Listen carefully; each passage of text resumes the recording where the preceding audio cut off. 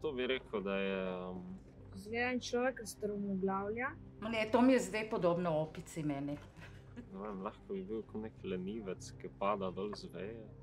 Padalc.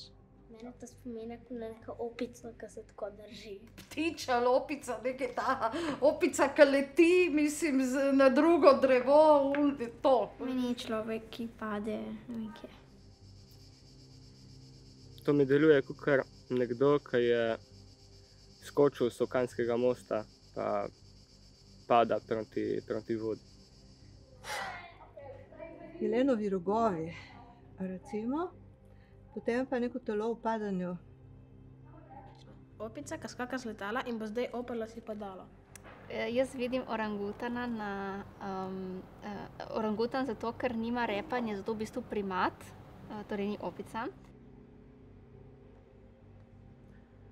Veš, zjutraj, ko pijem kavo, se zgodi, da ko polijem nekaj na papir, pride v nekaj podobnega. Me spominja na madež na mikroskopu. Hvala. To je zdaj ta ista stvar, samo da je nad hišami. To je večja verzija, to je prav eno obzidje. Tako da ja, zdaj glih lenivci ne padajo z zraka, ne. Tukaj hiša, dimnik, streha. Ok, mene zdaj to spominja na nek jez. Zdaj je na sredini hiša in spet opica, ki tako pada. Zdaj pa to že deluje bolj kot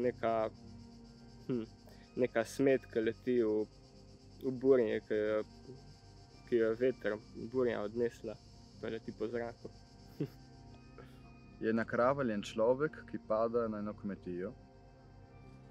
No, tokrat pa je naš orangutan, oziroma moja asociacija orangutana še vedno nad hiškom, ampak neprimerljivo više. Ok, to je ista opica. Samo da pada na neko grozno londonsko četrt. To zgleda kot nek ptič sred zamaha, skrivi. No? Neko letalo morda. Aha, ok. Zdaj ti sicer piše gori, ne, ampak načeloma je to zdaj letalo nekje v okolici Beograda, ki je Edvard Rusjan padel s stalo. Questa è un'immagine che mi commuove, mi emoziona ogni volta quando la guardo, perché è il momento in cui Edward Rusjan ha perso la speranza di sopravvivere, perché ha visto dove stava cadendo, ha visto che cadeva sui sassi e non nell'acqua. È l'ultima foto che abbiamo ricevuto dall'Argentina, l'ultima. Questa foto qui è dolorosa per me, perché si vede proprio gli ultimi istanti di mio zio. E purtroppo non c'era più niente da fare. Zato, ker ob pacih se običajno, v dobesednih pacih, takih čist fizičnih, se običajno kaj polomi, kaj poškoduje od drsa. Mislim, jaz je tle striktno povezal z opico. Ima zelo dolge roke in je narejeno tako, da šiba od drevesa do drevesa. Ne? In potem samo zdrsne in samo pade. Pač ni nobene večje metafore tle, samo pade, samo zdrsneš z veje. Navadno se pripeti, ko nekdo skuša ostati močen dosti časa. Po mojem mnenju je to nekaj, s česar se lahko učimo. Ali pa, ko je komaj presegel eno lepo matersko obdobje, se lahko zgodi, da fizično in psihološko se zgodi nekaj takega, da pada strmoglavi na eno kmetijo.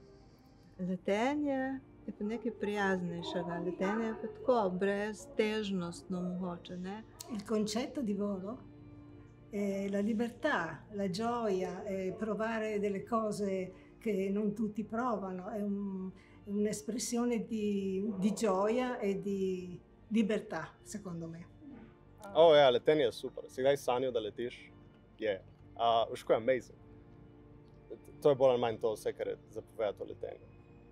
Na en način grozno ampak po drugi strani fantastična stvar, ker pač se mi zdi abnormalno, kako so pač nekateri ljudje res pogruntali, kako imitirati. Itak so se učili iz živali, ne? So gledali ptice, kako to narediti v nek materialno stvar, s katero lahko sami zdaj letimo. To se meni zdi res genialno.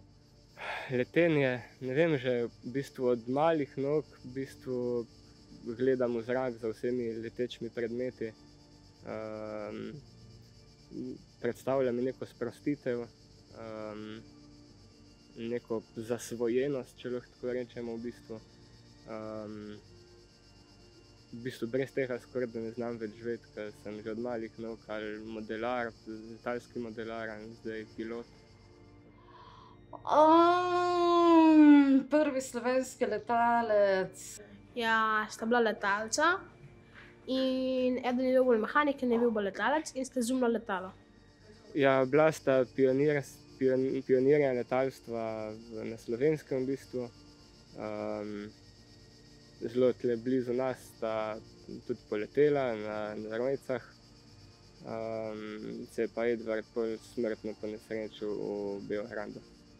Erano due ragazzi come voi, un po' più grandi, 22, Edward ha cominciato a 22 anni e Pepi lo ha seguito, ecco. Erano due ragazzi pieni di buona volontà, di passione, di costanza, di energia e che appena le nuove tecnologie sono saltate fuori proprio violentemente, diciamo, loro avevano tutto il materiale per costruire gli aerei, perché il papà era bottaio, aveva tutti gli strumenti, tutte le tavole, tutto quanto, e quindi loro hanno potuto realizzare il loro sogno.